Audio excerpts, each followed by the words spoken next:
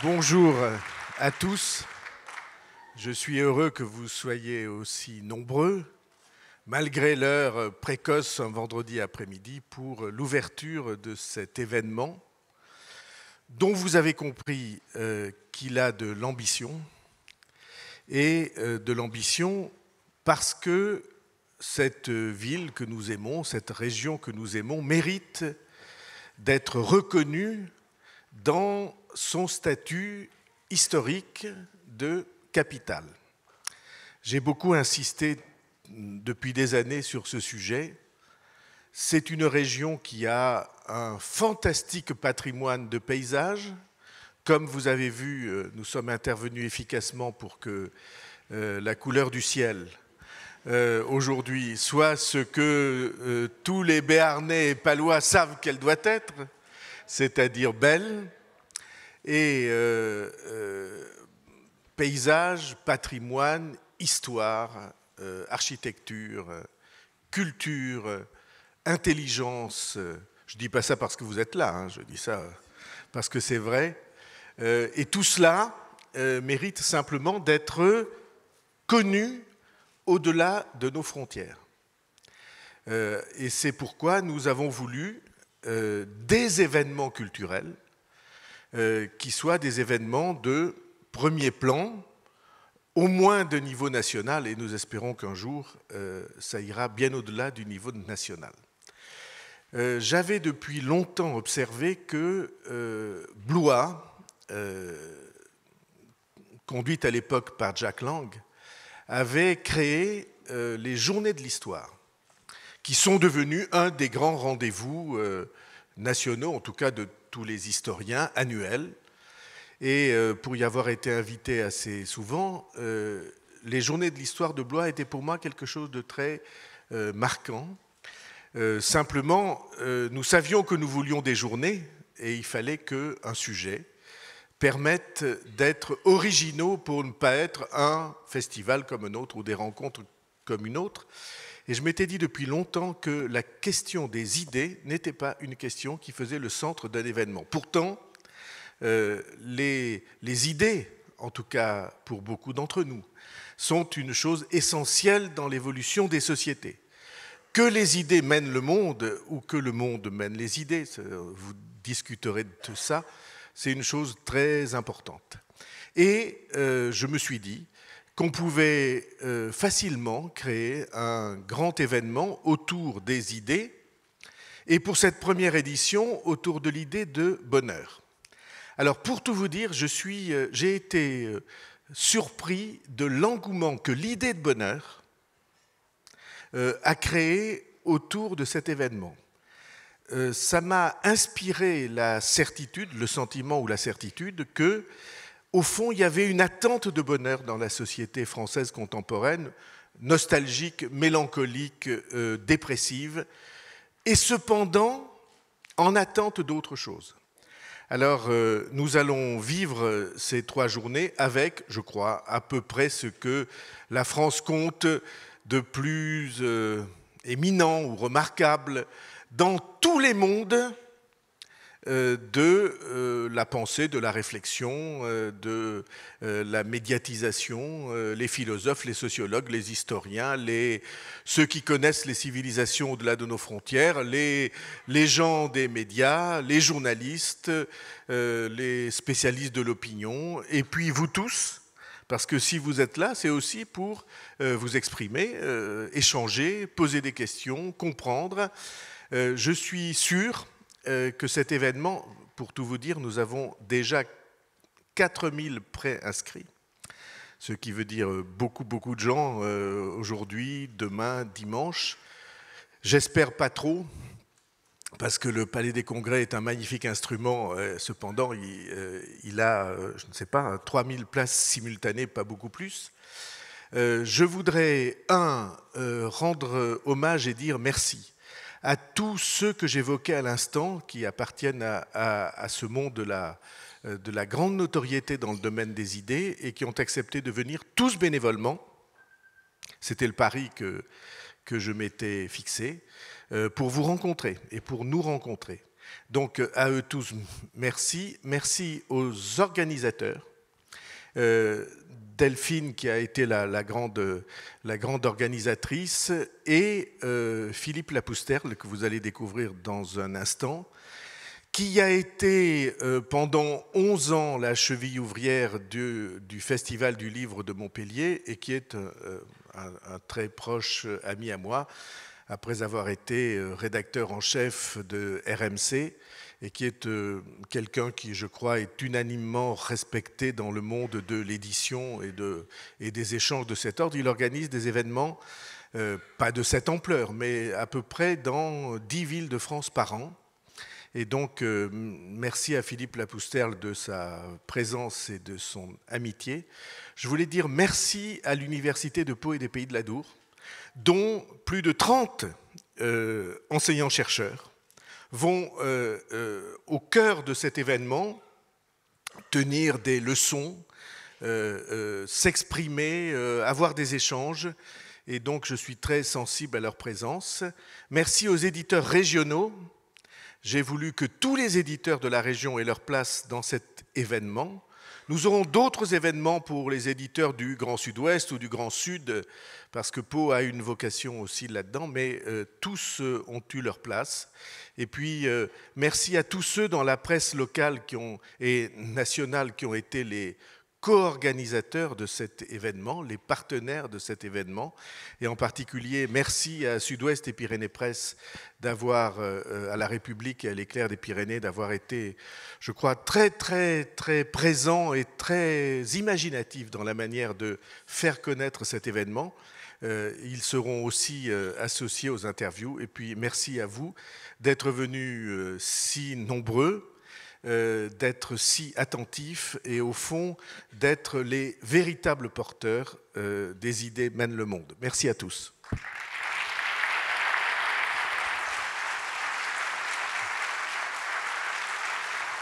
Voilà Philippe Lapousterle.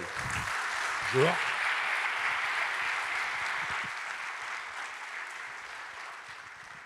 Bonjour, merci beaucoup d'être là. Tout plein. On est vraiment heureux. D'abord, merci à François Bayrou, parce que c'est vrai que nous sommes amis. Il m'avait parlé depuis longtemps de cette manifestation. Moi, je suis venu dans ma jeunesse à Pau pendant chaque année 1 mois, puisque mes grands-parents étaient palois, béarnais, palois. Et donc, j'aimais beaucoup cette ville. J'aime beaucoup cette ville. Et donc, ça nous a fait très plaisir à tous de venir à Pau. Les participants, les organisateurs. On a vraiment, on a entamé cette affaire des idées mènent le monde avec beaucoup d'enthousiasme. Voilà, c'est ça que je voulais vous dire, de tous les côtés. Il n'y a pas une personne qui viendra ici qui ne soit pas heureuse de venir. Ça compte, vous savez, dans des échanges, dans des réunions, que au moins de ce côté-là, les gens soient heureux de venir et qu'ils aient envie de vous parler, parce qu'ils viennent que pour ça. Ils ne viennent que pour vous rencontrer. Et donc, c'est important de savoir que les gens ici sont des gens généreux, non pas seulement parce qu'ils sont venus gratuitement, mais ils sont généreux dans leur envie de rencontrer des gens. Et il y a trop de gens qui décident en France qui ne souhaitent pas rencontrer des gens. Donc, on est heureux d'être là, vraiment, à Pau. Et puis, Pau, c'est quand même un endroit où on a inventé, ou co-inventé, on va dire, la tolérance. C'est dans ce grand pays du Sud-Ouest que sont nées les idées de tolérance, de débat. On aime beaucoup discuter, débattre. On considère que les solutions sont mieux quand elles sont faites à plusieurs que tout seul. Voilà. C'est un pays où on a l'impression que les idées sont bien reçues.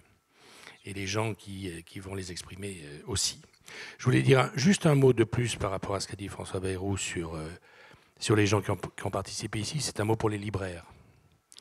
Libraire, c'est vraiment difficile d'être libraire en France. Il n'y a pas un libraire qui soit riche, pas un libraire indépendant qui soit riche, nulle part en France. ils gagnent peu, les difficultés financières sont énormes. C'est le cas dans toute l'Europe. Vous savez qu'en Grande-Bretagne, la Grande-Bretagne, il reste 980 libraires pour toute la Grande-Bretagne. Et en France, ils ferment à peu près une quarantaine de librairies par an. Or, je voulais juste dire, lever mon chapeau devant les libraires. Ce sont des gens qui travaillent pour peu.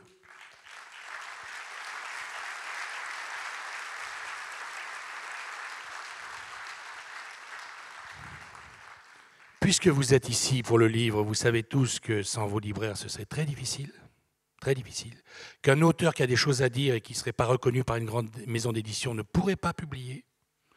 Les librairies, c'est un endroit de liberté et où les gens qui exercent ne peuvent être soupçonnés en aucune façon de vouloir gagner de l'argent. Vous savez, des endroits comme ça, il y en a peu. Alors, profitons-en et si on peut, il faut être à leur côté parce qu'eux, ils sont à nos côtés. Voilà. Un mot sur le choix du sujet, le bonheur. On a hésité, hein, franchement, parce que vous savez que les Français sont parmi les peuples les plus pessimistes au monde. Est-ce qu'ils sont plus lucides que les autres? Je ne sais pas, mais bon. Toujours est-il que, est-ce que c'était une époque où on pouvait parler de bonheur? Vous pouvez estimer que c'était un peu une provocation, pas adapté. Trop de gens souffrent, est-ce qu'on peut parler de bonheur? Et donc, on a hésité, on s'est dit, est-ce que c'est vraiment un des sujets qu'il faut traiter? Et puis, finalement, en se souvenant des choses, il y a 70 ans de ça, en 1943, lorsque sous la mitraille, les bombes, les horreurs en France, quelques personnes se sont réunies dans des caves pour rédiger ce qui allait devenir la charte du Conseil national de la résistance, une poignée de gens. Ils se sont réunis.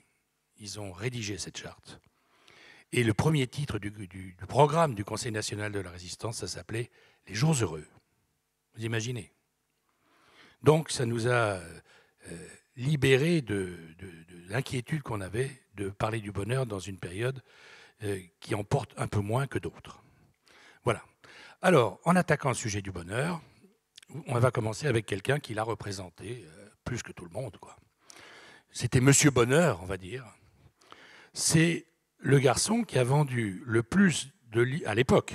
Donc je parle des années, fin des années 60. Le plus, c'était l'auteur français qui vendait le plus au monde vivant, l'auteur français vivant, évidemment.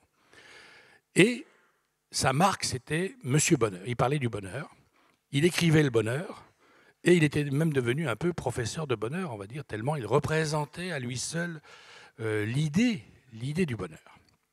Alors, nous allons l'accueillir. Cette personne, c'est Alexandre Jardin, et on va l'accueillir tout de suite.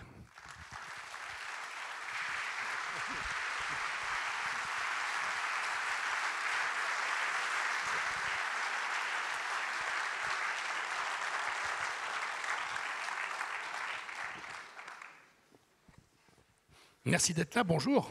Bonjour, bonjour. Vous allez bien? Oui, j'ai écouté en coulisses. Et je me demandais si c'était vrai. Mais vous savez que c'est vrai.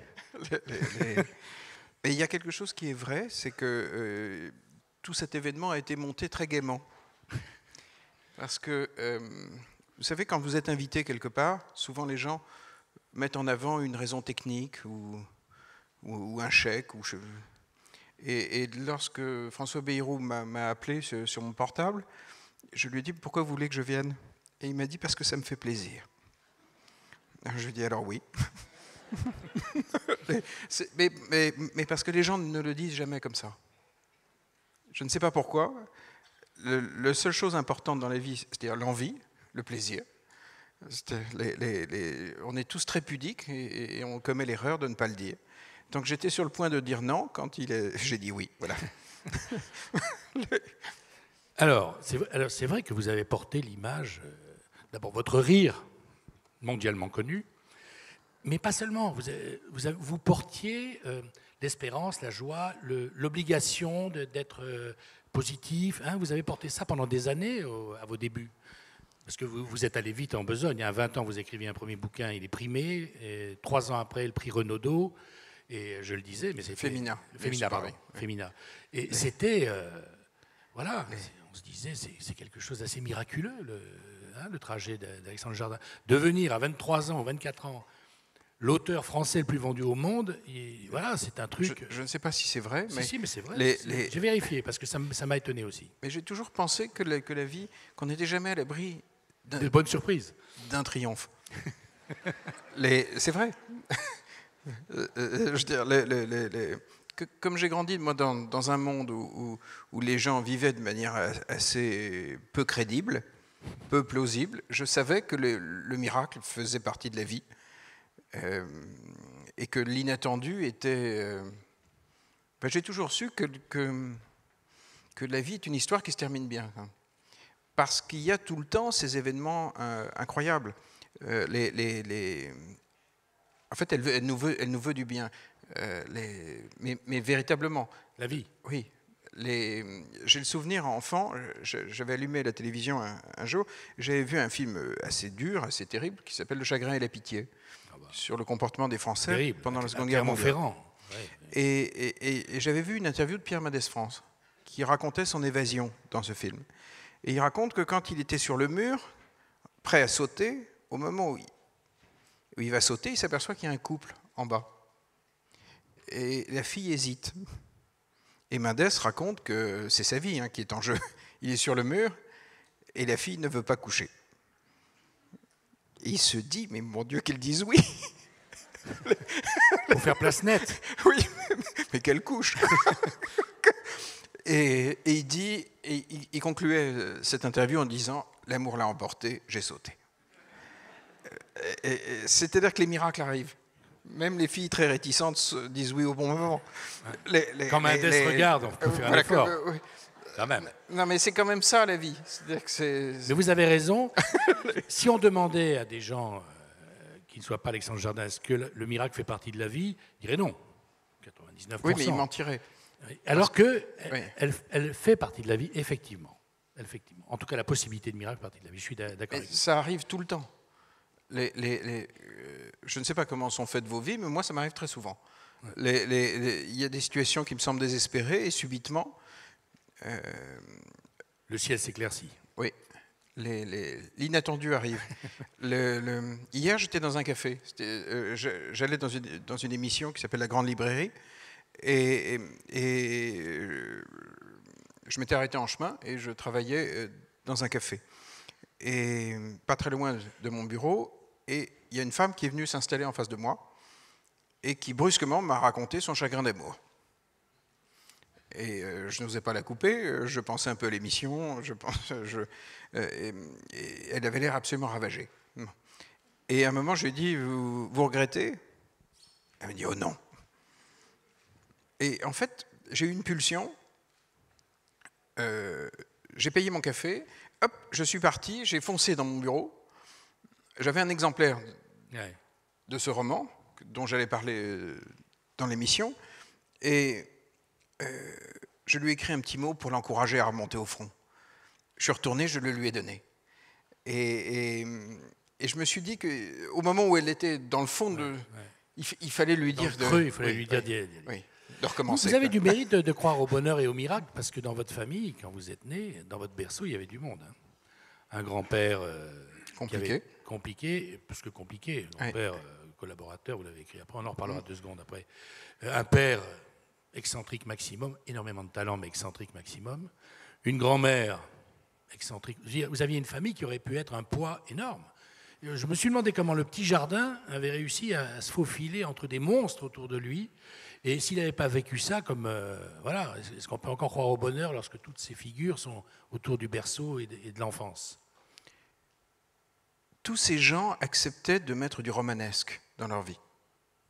Donc le bonheur surgissait. La première fois que je ramène une fille à la maison, j'étais très amoureux. Elle était slovène. J'étais slovène. Oui. Et à l'époque, il y avait encore... oui. En Slovénie, il y avait... je la raccompagne c'était au mois d'août, au train de nuit qui partait pour la Slovénie, gare de Lyon à Paris, et j'étais absolument désespéré qu'elle parte. Premier grand amour, 14 ans, éperdument amoureux. Et je suis rentré à la maison en larmes et mon père m'a vu et il m'a dit « Mon chéri, on va rattraper le train. » Et demain matin, on sera en Slovénie. On sera en Slovénie sur le quai et quand elle sautera du train, elle te verra et là tu deviendras inoubliable pour 12 générations dans sa famille. Je dis, on fait comment? Il m'a dit, ne bouge pas. Et en fait, il appelait un ami qui était un premier assistant de cinéma. Les premiers assistants, leur métier est de régler l'impossible. Donc, une demi-heure plus tard, il me dit, hop, c'est bon, tout est réglé. On filait à Orly, on a décollé. On s'est posé en Italie du Nord. On a roulé une partie de la nuit. On était sur le quai. Et là, désastre, quand la fille descend, elle m'avait caché qu'elle avait un boyfriend. Donc, la vie ne manque pas de surprises. Oui. Et comme j'en avais 14, le garçon en avait 18, il était beaucoup plus grand que moi. Je suis retourné vers papa, qui était caché derrière un journal.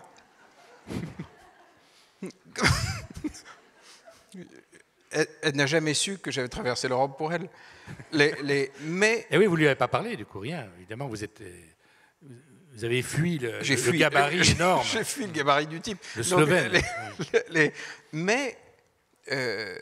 Mais en même temps, à la fois j'étais désespéré, et en même temps, le miracle, en fait, c'était pas de sauter dans les bras de cette fille, c'était de vivre ça avec papa. Bah, bien sûr.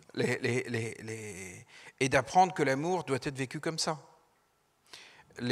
Avec cette part de miracle, qu'on a le droit de rattraper les trains. Pas uniquement quand on lit des livres, mais en vrai. En vrai. Et vous dites d'ailleurs à un moment, dans ce nouveau livre-là, j'avais le sentiment que mon père était un magicien. Oui, mais parce qu'il était vraiment un magicien. En fait. Il créait les conditions de la magie et du miracle. Ce qui créait les conditions du miracle et du bonheur, c'était le fait il était parfaitement conscient que la petite pédale d'accélérateur est tout près de celle du frein. Et que donc, on peut glisser vite. Il n'était pas retenu, comme nous le sommes sottement tous. Quand il arrivait dans un dîner et qu'il était vraiment troublé par une dame, il prévenait immédiatement le mari qu'il allait la lui prendre avant la fin du dîner.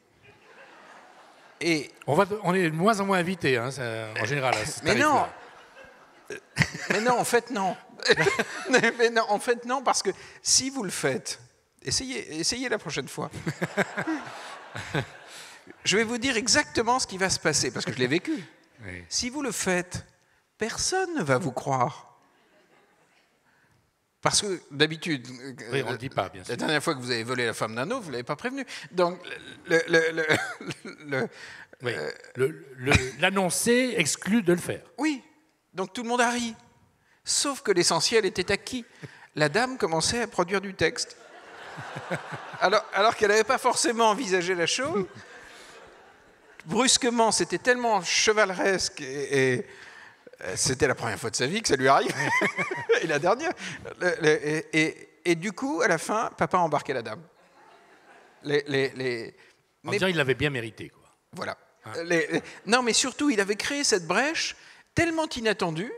Elle avait basculé dans une scène, dans quelque chose qu'elle ne revivrait sans doute jamais. Un moment euphorique de...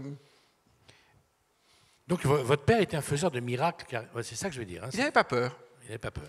Et c'est vrai que j'écoutais le discours de départ. Il est quand même question de vivre en ce moment dans un pays qui a peur, où les gens ont peur, quoi. Pour de bonnes raisons, mais souvent pour de mauvaises. Or, moi, j'ai grandi dans une micro-société avec des fous qui n'étaient pas retenus. Et c'est vrai que je voyais qu'il y avait papa qui était spécial, mais en même temps, je voyais bien que l'environnement était comme ça. Qu'il y avait des gens qui s'étaient autorisés, avant moi, à vivre en très grande liberté. Et ceux-là n'étaient pas ils allaient bien, quoi. Oui, ils n'étaient pas angoissés. Oui. Il y avait un ami de la famille complètement fou que j'adorais, qui était un fou, mais qui vivait avec cette espèce de très grande liberté. C'était un journaliste que vous avez peut-être connu, qui s'appelait Yves Salgue. Ah oui, je connais son nom, oui, oui. Yves était un personnage... alors, je ne dis pas qu'on peut le prendre en exemple, il était complètement fou, mais en même temps, il me montrait que la vie était... Plus large qu'on croit. Voilà, beaucoup plus large. Alors, lui, il était fou. Et pendant la guerre, il avait une liaison érotique folle avec sa sœur.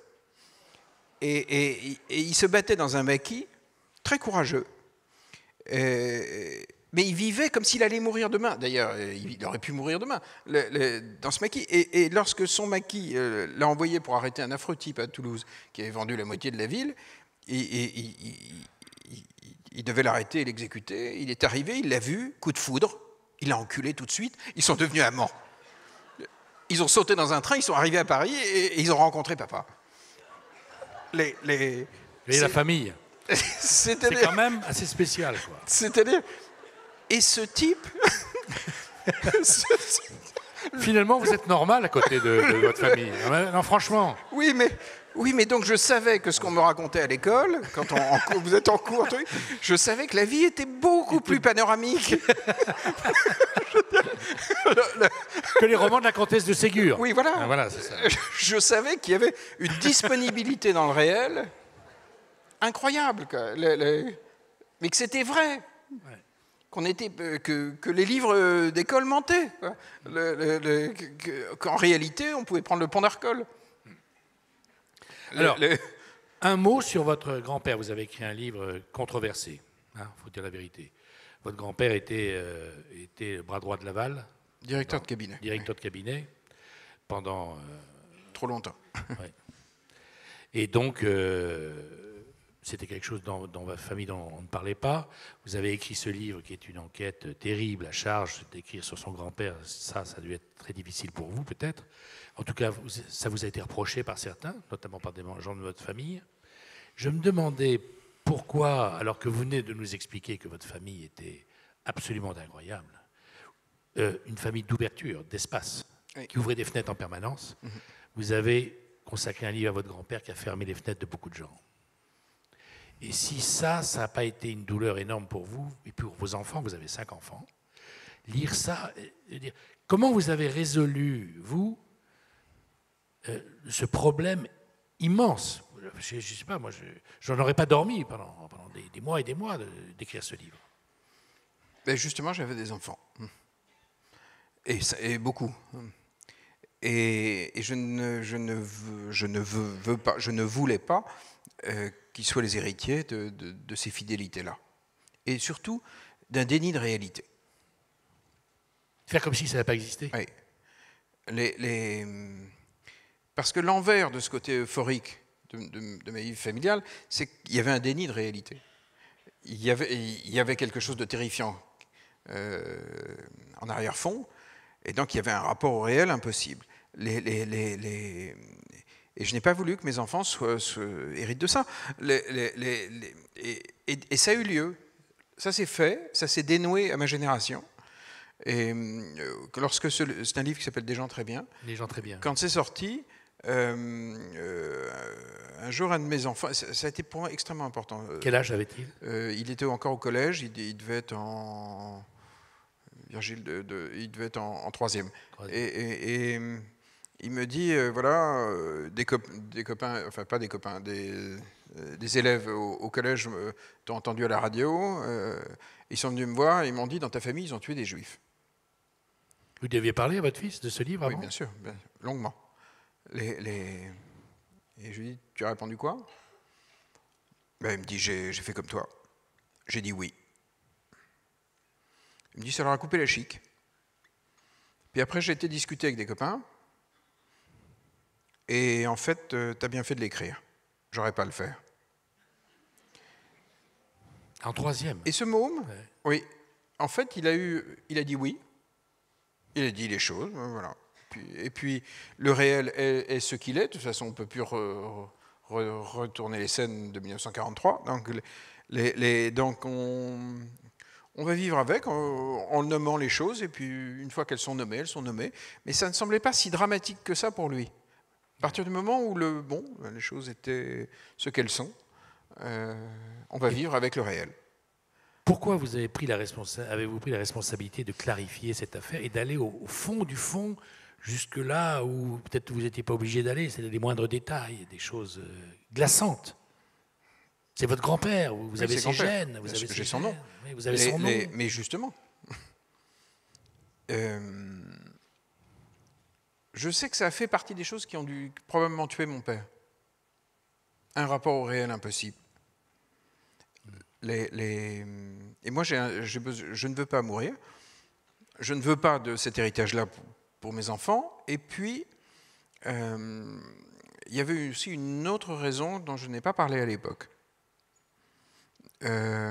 C'est que je n'envisageais pas de m'occuper de ce pays sans être net sur ce dossier. Puisque la dernière fois que dans ma famille, on s'était tourné vers la chose publique, ça s'était quand même très très mal fini. Et donc j'avais besoin d'être propre. De couper ce lien qui aurait pu être fait par des adversaires sur votre projet. Ça aurait pu tourner... Non, mais c'est surtout entre moi et moi. Ah, ouais. Je voulais partir sur des bases très solides. Parce que mon grand-père n'était pas uniquement un homme de 1942-43, c'est aussi un homme qui a financé les partis politiques français jusqu'à sa mort, jusqu'en 1976. Et donc, j'ai vu fonctionner, quand j'étais enfant, toute une vie politique... avec beaucoup de valises. Oui, je voyais la distribution de l'argent. Valises de billets.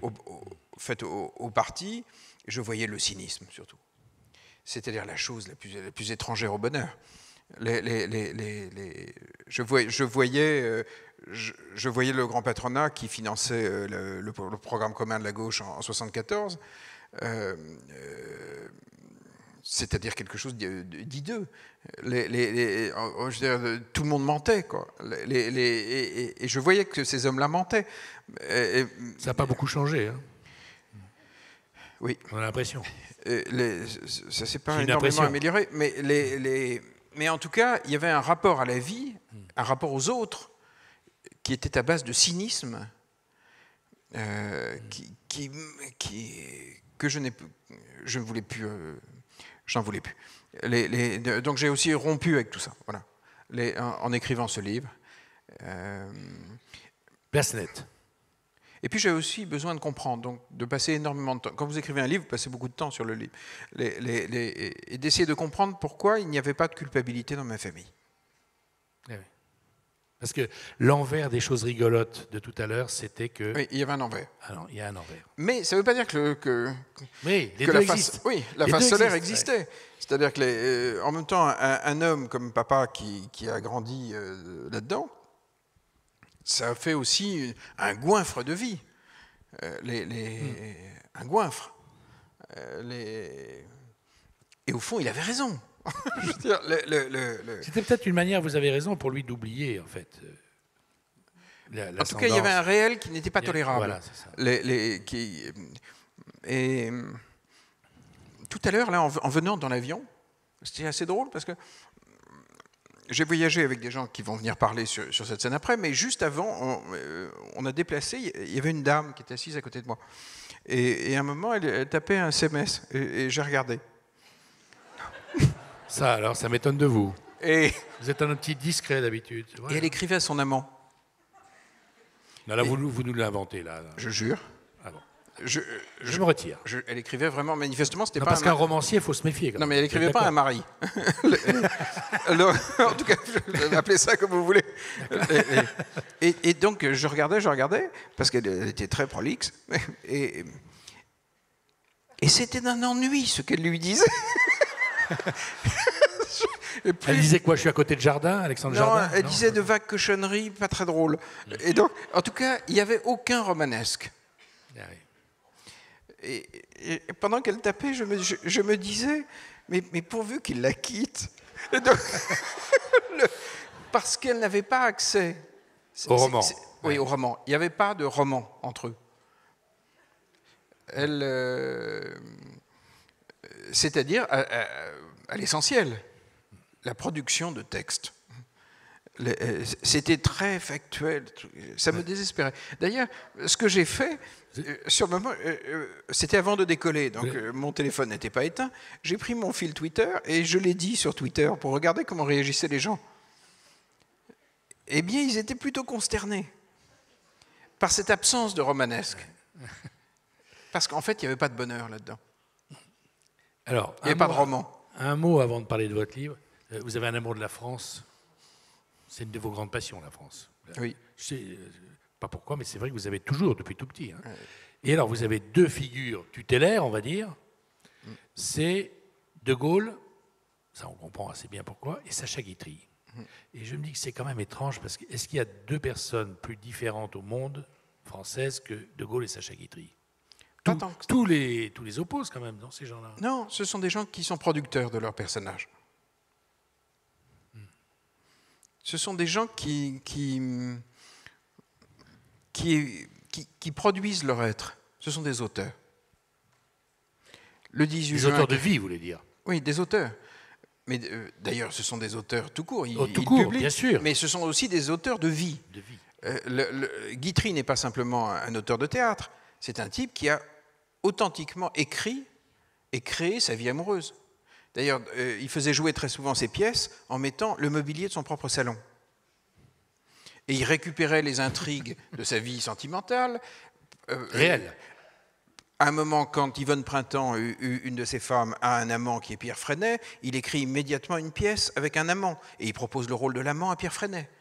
Et c'est vrai, hein. Et ils règlent leurs problèmes de couple sur la scène, dans le texte de Guitry. Ça n'a pas marché. Freinet a quand même pris la fille. Mais en tout cas, il y a eu une espèce de capacité à produire du texte. Ce sont des auteurs, d'immenses auteurs.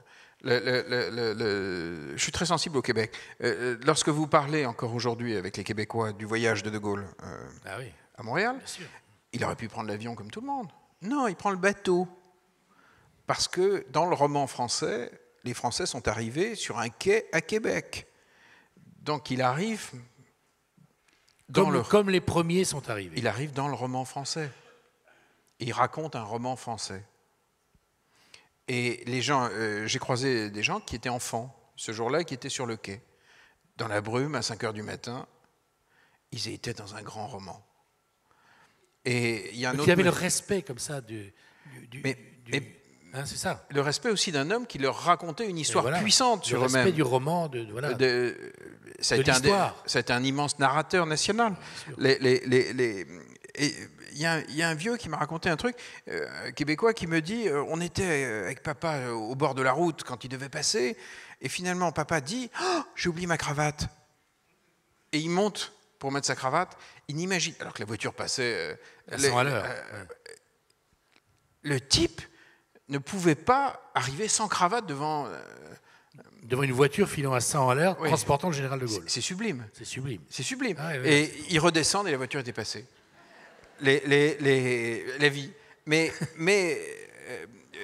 je suis très sensible aux êtres qui sont les narrateurs de leur vie privée, de la vie des autres, aux narrateurs. C'est pour ça que cette dame m'a exaspéré avec ses SMS salaces. Pauvre, c'était pauvre. Quoi. Oui, il n'y avait pas de récit. Elle n'attendait pas quelque chose. C'était vulgaire. Voilà. Alors, je ne lui ai pas dit un mot pendant le voyage. Elle était assise à côté de vous? Non, après ils l'ont déplacée, mais... Alors, vous n'êtes... Elle est dans la salle. Qu'elle se dénonce. Qu'elle se lève. Hein? À un moment, d'ailleurs, sur Twitter, lorsque je l'ai dit, quelqu'un a dit « Faites gaffe, elle vous suit peut-être sur Twitter. » J'ai eu une sueur froide. Bon. Enfin, on ne saura pas qui c'est. On saura pas qui c'est pour le moment. On va attendre qu'elle sorte un livre. Compte tenu de ce que je viens de dire, je ne pense pas qu'elle se lèvera.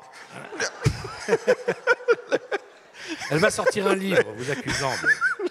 Alors, juste un mot sur votre livre, juste une fois. à votre dernier livre qui vient de sortir.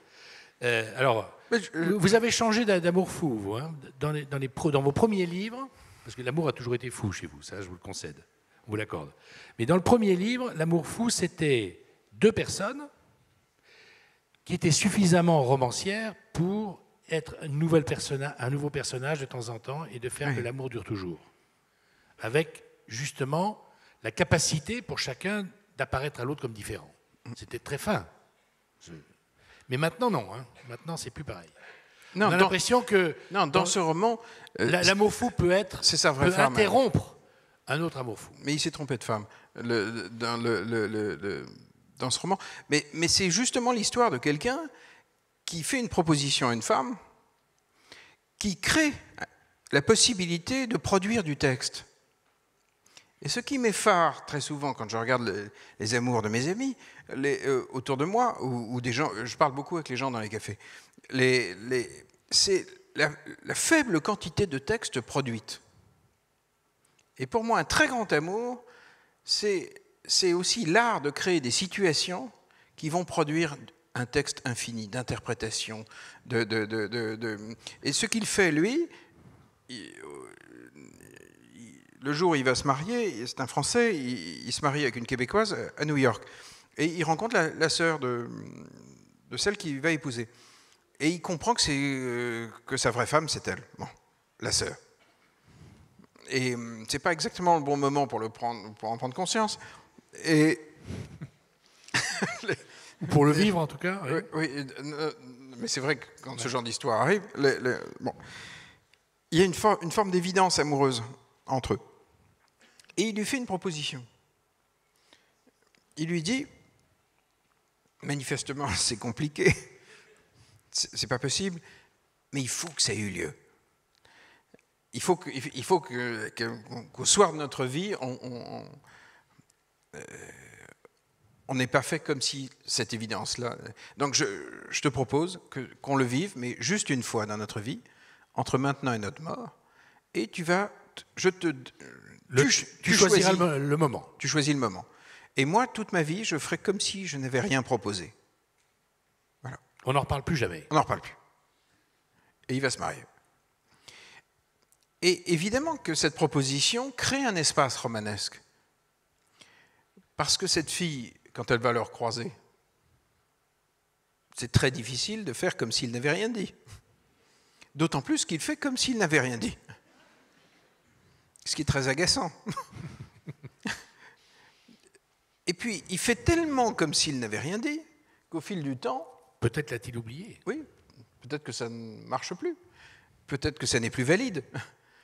Et puis le roman va se mettre en place. Mais cette femme-là produit du texte en face de lui. Silencieusement, vous voulez dire. Oui, mais un texte énorme. Elle ne peut pas l'approcher sans s'interroger. Puisque un geste tendre n'a plus le même sens après l'avoir dit. Essayez de le faire avec quelqu'un, vous allez voir... vous allez voir que vous allez produire beaucoup de textes. Mécaniquement. Or, la question de la production du texte, pour moi, elle est centrale en amour et dans le bonheur. Les histoires pauvres sont les histoires où il y a peu de texte, peu d'interrogations. Les productions du texte, définissons ça plus juste 30 secondes, mais c'est quoi produire du texte? C'est-à-dire provoquer l'imagination chez l'autre. Oui, provoquer l'interrogation, l'imagination, les questions. Et donc l'érotisme.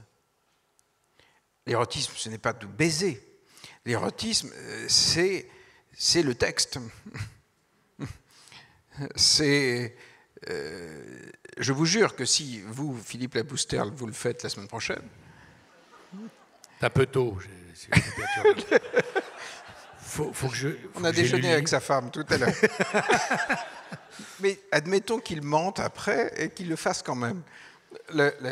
Je vous jure que dans les 6 prochains mois ou dans l'année qui va suivre, quand vous croiserez celle à qui vous aurez dit ça, le moindre regard sera sujet à interprétation, à doute, à tension. Attention, oui, c'est ça. De voltage. Oui, oui, voltage. Oui. Oui, mais or, l'amour, tant qu'il n'y a pas De tension. de Ouais. tension, de voltage, et un des grands problèmes qui fait que les femmes souffrent autant, c'est que les hommes ne proposent pas assez de choses aux femmes. Je ne sais pas si vous l'avez mérité. mais ils ne proposent pas suffisamment d'espace permettant à Mais l'imaginaire. pourquoi c'est sexué, votre affaire? Pourquoi une femme n'aurait pas l'initiative de proposer ce que vous faites, ce que vous dites? Ah, je me suis bien vengé. Hein. Parce que ça ne m'est jamais arrivé, c'est toujours moi qui ai proposé le texte. Le cadre ou la pièce ou le film peut commencer. Mais tant qu'il n'y a pas une proposition... Ouais. C'est-à-dire produire du texte, c'est produire l'espace. De l'espace imaginaire. De l'espace imaginaire dans lequel on va se sentir bien, intéressant, intelligent, au-dessus du reste. On vit autre chose, une vie est meilleure, etc. Oui, tout à coup, Mais c'est pour ça que je voulais qu'on aille juste tout dans à la coup, définition. On échappe même au réel. Voilà. On échappe au réel. Alors le problème, Alexandre Jardin, c'est que c'est la plus mauvaise des solutions, votre truc. Oui. En fait, le seul truc qui ne marche pas, c'est ça. Oui, en gros, oui. Ça a l'air d'une solution, mon roman, mais en fait... C'est une horreur, ce roman. Je veux dire, c'est une horreur parce que... Oui, c'est une horreur. Si ça marche, on dit pourquoi pas une deuxième fois, c'est complètement débile qu'on a arrêté une fois. Oui. Hein? Oui. C'est impossible à résister. Oui. Et si ça ne marche pas, voilà, c'est catastrophique. C'est comme aucune bonne solution dans votre espace. Sauf... Et donc je me suis dit, est-ce que c'est heureux comme... Est-ce qu'on parle du bonheur là? Oui, parce que vous présentez ça comme une recette de bonheur, et la vérité, c'est que c'est une recette de frustration, de malheur... Et d'immense souffrance. Et d'immense souffrance. Allez-y. Parce que c'est un problème quand même. Mais vous allez tout de suite à la solution. Et la vie, c'est pas l'issue. C'est le chemin. C'est le chemin. C'est quand même le chemin. Alors, cela dit, c'est un roman, vous n'êtes pas obligé de le faire. Vous pouvez le vivre uniquement dans le livre. Vous n'êtes pas obligé de le faire la semaine prochaine. Je dis ça parce qu'en fait, il y a beaucoup de gens qui, en ce moment, après avoir lu le livre, le font. On appelle ça la méthode Jardin, maintenant. Une semaine, dans toute la France. Et qui, effectivement, souffrent pas mal. mais en même temps, souffrent avec délectation. Non, mais quel est le bonheur dans votre affaire, sérieusement? Je pense que c'est ça. Je pense que c'est cet état d'incandescence auquel on accède quand on accepte de mettre une extraordinaire dose de vie dans notre vie par le romanesque. Et je pense que... Peu importe l'issue à ce moment-là. C'est pas très grave. Je prends un exemple. Pas tiré de l'intérieur du roman, mais de ce qu'a fait quelqu'un après l'avoir lu. Parce que sur Twitter, il y a des comptes privés, et donc vous recevez les messages privés des gens. Donc c'est là qu'on me raconte ce qui arrive à ces gens-là. Et il y a une lectrice de Juste une fois qui était allée voir un monsieur qu'elle avait aimé à 19 ans, et elle lui avait donné rendez-vous au terme d'un périple absolument incroyable et de retournements romanesques extraordinaires. Accessoirement, ce qui me fait hurler de rire, c'est que c'était une militante de la famille avec des pancartes dans les manifs qui défendaient la famille. Je sais parce que son compte Twitter, on la voit avec les pancartes. Et donc, pendant ce temps-là, elle avait été voir un amour de ses 19 ans. Et il y a un moment extraordinaire où je vois apparaître un message où elle me dit « Je suis à Londres, dans l'hôtel où on s'est aimé quand on avait 19 ans, je l'attends pour vivre le juste une fois. » Et elle me tenait heure par heure au courant.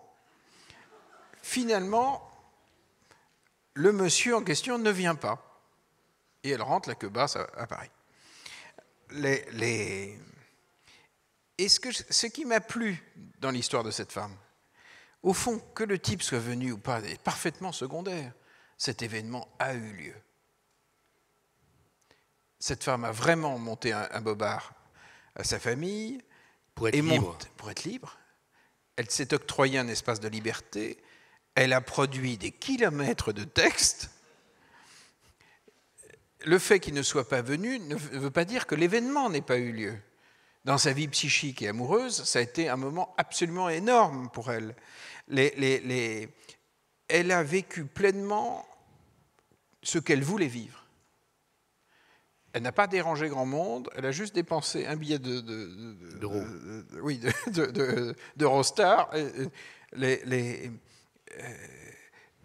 Mais je pense qu'elle a été immensément heureuse dans son histoire. Pourquoi ? Parce qu'elle est entrée en scène. Elle n'a pas été spectatrice de sa vie. Elle a produit son texte et elle est allée le jouer, son texte.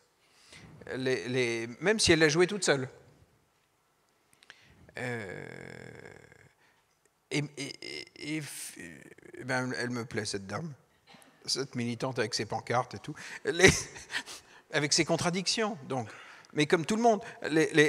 Pourquoi dans vos romans, l'hésitation est toujours féminine ? C'est la femme qui se pose des questions. Vous venez de nous raconter une deuxième histoire où c'est pareil. Oui. Vous êtes un peu... Il n'y a que les hommes qui peuvent inventer l'espace, quoi. Non, c'est parce que quand j'écris, j'adore réveiller une femme. Et quand vous n'aimez pas être réveillé, c'est ça ? J'éprouve moins de plaisir à réveiller un homme. Non, vous n'aimez pas être réveillé. Oui, par une femme. Oui. Non, mais c'est surtout dans ce sens-là. C'est-à-dire, réveiller une belle au bois dormant, c'est extraordinairement jouissif en tant que romancier. C'est jubilatoire. Et s'il n'y a pas de bonheur dans l'écriture, je n'y arrive pas. Or, écrire sur l'amour, c'est forcément écrire sur des êtres qui se réveillent. Et ma plus forte émotion, dans la vie d'ailleurs aussi, c'est d'être en face de gens qui se réveillent. J'adore les êtres humains à ce moment-là. Je les trouve absolument magnifiques. Quand tout à coup les gens se réveillent de leur inertie, de leur croyance, de leur... on croyait que c'était foutu, et ben en fait non. C'est l'histoire du printemps après l'hiver, quoi. Oui. Hein ? C'est beau. C'est magnifique. Et dans l'être humain, c'est absolument extraordinaire. Un être qui était bloqué dans le cynisme, dans la distance, dans le à quoi bon, et qui subitement se remet à croire, c'est tout simplement éblouissant, quoi. Quel que soit son âge, d'ailleurs. Je pense à une très vieille dame que j'ai croisée quelque temps dans une maison de retraite, et qui me disait qu'elle était amoureuse d'un vieux monsieur. Elle devait avoir 95 ans. Elle était sublime. Elle était en train de se réveiller. Elle était positivement sublime, cette femme. Elle avait accès à nouveau à son innocence, à son abandon, à de l'espérance. Oui. Alors, avant de vous laisser au lecteur, j'ai juste un mot à vous dire, parce qu'on n'a pas beaucoup de temps, mais on a 5 minutes. En plus d'être obsédé par l'amour fou et le créateur d'espace et de texte, il y a bizarrement... Et le réveil des gens. Et le réveil des gens. Bizarrement, il y a quelque chose dont vous avez besoin, visiblement, c'est d'être utile. C'est bizarre, parce que c'est un peu... non, c'est la même émotion. C'est la même émotion. Alors, je dis ça parce que vous avez fait Sciences Po, et ça fait 15 ans que, d'une manière ou d'une autre, vous avez créé des associations. Tous les 3 ans, vous créez une nouvelle association avec des milliers de gens qui vous écrivent. Alors, qu'est-ce qu'on fait ? Et vous êtes là... Dans une toute autre configuration qui est j'en ai marre que rien ne se fasse, trop de gens désespèrent, il n'y a qu'une manière de ne pas désespérer, c'est d'avancer, suivez-moi, je m'appelle Alexandre Jardin et on va y aller. Hein, c'est quasiment un besoin chez vous, on a l'impression que sans cet oxygène-là, vous auriez du mal à vivre. Disons que s'il fallait supporter le journal de 20 heures tous les soirs, en pensant que tout est foutu et que le suicide français est au bout du chemin, non. Enfin, je ne sais pas comment on peut supporter ça. Donc, je ne sais pas comment vous faites, mais je n'y arrive pas. Donc, à encaisser de telles doses de désespérance chronique, quoi. Et je n'y arrive pas. Et donc, c'est vrai que moi, ça fait 15 ans, je monte des programmes civiques, des associations. Lire et faire lire. Oui, le plus gros, ça s'appelle Lire et faire lire. En gros, on a 20% des enfants qui savent... Déscolarisés. Ni lire ni écrire. Voilà, qui ne maîtrisent pas bien l'écrit à l'entrée au collège. Donc, je me suis dit, qu'est-ce qu'on fait? On attend qu'un ministre génial règle le problème ou on se prend en main? Et donc, on a embarqué les retraités français dans les écoles maternelles et primaires. Ça marche très bien à Pau pour transmettre le plaisir de la lecture. On refait une alliance entre les anciens et les petits pour vacciner les enfants contre l'échec scolaire et aider les enseignants et les familles. Et on a 16 000 bénévoles, on s'occupe de 400 000 enfants, et on va faire une nation de lecteurs. De manière très pragmatique, méthodique, année après année, on va bâtir une nation de lecteurs sur l'alliance entre les anciens et les petits. Et on va régler notre problème d'échec scolaire, non pas en passant par le haut, mais par l'action des citoyens eux-mêmes. Et donc je me suis dit, comment est-ce qu'on pourrait grouper les gens qui, comme nous, raisonnent comme nous? Les gens qui se prennent en main et qui fabriquent, qui passent à l'acte. Les faiseurs. Oui, hein? Les faiseurs. Les faiseurs. Les gens qui font. Et parce que les bénévoles de Lire et faire lire, ils gémissent pas devant leur télé. Ils y vont dans l'école de leur quartier et du coup, ce sont des agents transformateurs de la société française infiniment efficaces. Et on sait que c'est vrai puisque ça a lieu. Bon. Et donc, on a commencé à grouper des gens, on a appelé ça Bleu, Blanc, Zèbre. On a fait un site, bleublanczèbre.fr. On a groupé au début une douzaine de programmes équivalents aux nôtres. Maintenant, il y en a plus d'une centaine et on est en train de fédérer tous les grands mouvements associatifs français. Et on va structurer l'action de la société civile autour des faiseux. C'est-à-dire qu'en gros, qui sait encore faire quelque chose pour régler les problèmes concrètement de ce pays? Pour rebancariser les gens qui ont été foutus en dehors, qui n'ont plus de compte bancaire, problème par problème. On va faire le contraire de ce que font les partis habituellement, qui sont des grands programmes. Une fois qu'ils accèdent aux manettes, ils votent des lois. C'est une approche juridique. Et après, on se dit, on fait quoi? On va partir des opérateurs. Des gens qui savent faire des trucs. On a trouvé une fille incroyable qui a donné une mutuelle à tout le monde dans sa commune, une commune de 4600 habitants.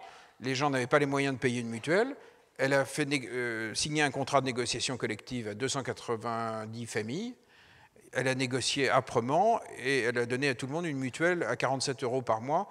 Donc, la couverture des soins dentaires et des lunettes dans cette commune a été assurée par cette femme. C'est une faiseuse. Elle a réglé un problème qui n'était pas à la portée d'un gouvernement. Et bien, cette femme-là, on l'aide à multiplier le nombre de communes qui vont le faire. Et là, on en a des centaines. Donc, on est en train de fédérer le truc le plus joyeux du monde dans cette société de dépressifs. Parce qu'aucun de ces faiseux n'est dépressif. Les gens sont heureux de faire ça. Et ceux qui viennent, évidemment, aussi, par définition. Par définition. On en parlait avant, j'ai rencontré... Ce sont des résistants, en fait, je veux dire, des résistants au pessimisme. Oui, voilà. Mais par l'action. Par l'action. Oui. Et puis j'ai compris que par l'action, on peut fédérer des gens extraordinairement différents. Parce que quand on fait vraiment quelque chose qu'il faut faire, qui est bien, les gens de gauche, de droite, du centre, de machin, de trucs de vert, bleu, jaune, acceptent de ranger les flingues si l'action est légitime. J'ai croisé la semaine dernière des gens, on va tout faire pour les aider, sont des militaires. Ils ont mis en place un truc, vous ne savez même pas que ça existe, enfin, personne ne sait en métropole que ça existe, ça s'appelle le service militaire adapté. C'est un truc de volontaire, ça marche dans les dom-toms. En 10 mois, ils prennent des jeunes, dont 30% d'illettrés complets, et ils ont plein de modules de formation. Au bout de 10 mois, 85% ont un contrat d'emploi. 85%. Dans les DOM. Dans les DOM. C'est là où c'est très difficile, oui. Encore plus difficile qu'en métropole. Ils traitent 6000 gosses, je les ai regardés, ils voulaient voir comment tous nos mouvements des zèbres, on pouvait les aider techniquement. Ce qu'on va faire. Et au bout d'un moment, j'aurais dit, il faut venir en France. Combien vous pourriez en traiter en France ? Venir en métropole, vous voulez dire ? Oui, sur le territoire... dans l'Hexagone. Dans l'Hexagone. Vous avez le savoir-faire, il faut venir. Alors ils m'ont dit, oui, mais on en a parlé avec Hollande, machin, truc, mais ça se fait... Je dis, on va le faire, on va vous trouver des partenaires, on va avancer. Combien vous pouvez en traiter? Et ils m'ont regardé, ils m'ont dit à la louche, 120 000. Je dis, j'achète, moi. Je veux dire, Mais est-ce que vous n'êtes pas en train de... vous êtes romancier, hein, je pense, on l'a bien compris. Est-ce que vous n'êtes pas dans cette affaire un peu trop... Je ne sais pas, vous pensez vraiment que cette machine que vous mettez en place sera capable d'emporter le char dans son entier? Je n'en ai pas le moindre doute. Parce que si nous échouons, si nous on échoue, les faiseux, alors le pays ira dans la violence. Si les derniers qui sont capables de se prendre en main de manière concrète ne sont pas capables de faire leur unité, ça veut vraiment dire que le pays est foutu. Donc, je sais, alors ça me prend un temps fou, en ce moment j'écris plutôt la nuit. Mais j'ai la conviction profonde que si on ne règle pas les problèmes d'une société, il y a un moment où les gens deviennent fous, quoi. Fous de violence. Or, en ce moment, je parlais avec des notaires récemment. Les réunions là, des notaires en ce moment, ça vire à la castagne. Les notaires. Je ne parle pas des bonnets rouges. D'ailleurs, on travaille avec les bonnets rouges. On va faire quelque chose de bien avec eux. Mais je n'ai aucun doute. Mais vous savez, quand on a lancé Lire et faire lire, on était 3 dans ma cuisine. Aujourd'hui, on s'occupe de 400 000 gosses. Et on est 16 000 à travailler toutes les semaines. Sur le papier, ce n'était pas jouable. Normalement, tout le monde m'a dit, les syndicats enseignants ne voudront pas, l'administration te cassera, truc. On les a eus. Par le terrain, par le territoire. Pourquoi les politiques ne sont pas capables? Non, je parle des partis. Le problème, il est en haut. Partis. Non, les politiques sont capables au niveau local. Donc, on va faire des alliances avec les mairies. D'ailleurs, on fait une alliance avec Pau pour faire venir des programmes de zèbres. On en parle avec Bayrou. Parce qu'au niveau de la mairie, là, vous avez quelqu'un qui dit, s'il veut vraiment, il peut le faire dans un délai raisonnable. Et non pas avec 12 commissions ou je ne sais pas quoi. Par exemple, avec François Bayrou, on discutait sur l'extension de Lire et faire lire à l'ensemble des écoles primaires de Pau. Sincèrement, c'est l'intérêt de la commune que tous nos enfants aient des volontaires qui les fassent lire toutes les semaines. Il n'y a pas à discuter. Sauf qu'après, c'est du boulot, il faut faire des réunions d'information. Alors, je vais vous laisser à vos lecteurs. J'ai juste une dernière question à vous poser. Vous avez 5 enfants. Oui. Vous avez eu un père qui vous a amené sur un quai de gare pour accueillir la Slovène de 14 ans. Et dont les copains se tapaient des guenons. Voilà. Et vous, qu'est-ce que vous dites? Qu'est-ce que vous dites à vos enfants? Quel père vous êtes? Juste ça, une image du père que vous êtes. Je ne pense pas qu'on éduque nos enfants en leur parlant. Je pense vraiment qu'on les éduque en... Oui, voilà. Je pense que tous les risques que nous courons les aident à en prendre. Ce que je fais là avec les zèbres, ça fait que je suis moins à la maison, ça c'est vrai. Mais en même temps, mes enfants, je leur dis aussi qu'on peut soulever un pays. Bon, donc je les éduque. Donc vous leur laissez un grain de la tribu Jardin. Oui. Hein? De l'exact Jardin. Et de l'exacte largeur du monde. Et de la largeur du monde, de la dimension du monde. Oui, on peut panoramique, regarder. Oui, panoramique. Oui. C'est ça. À fond la caisse. Bon, merci beaucoup d'avoir été avec nous, Jardin. Bon.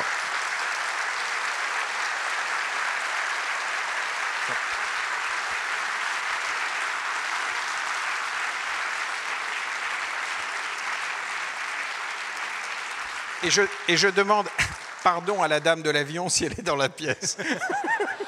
Allez, un volontaire. Non bon. Vous voyez ce que je vous disais au début? Les gens, tous ceux qui vont venir, ils sont comme Jardin. Ils viennent pour vous rencontrer et pour parler en liberté, en honnêteté, à des gens. C'est formidable, c'est précieux, c'est rare. Je vous avais promis qu'ils étaient dans cet état d'esprit-là. J'espère que vous avez pu le vérifier avec Alexandre Jardin et que la suite sera conforme à ce premier entretien. Merci beaucoup, à tout à l'heure.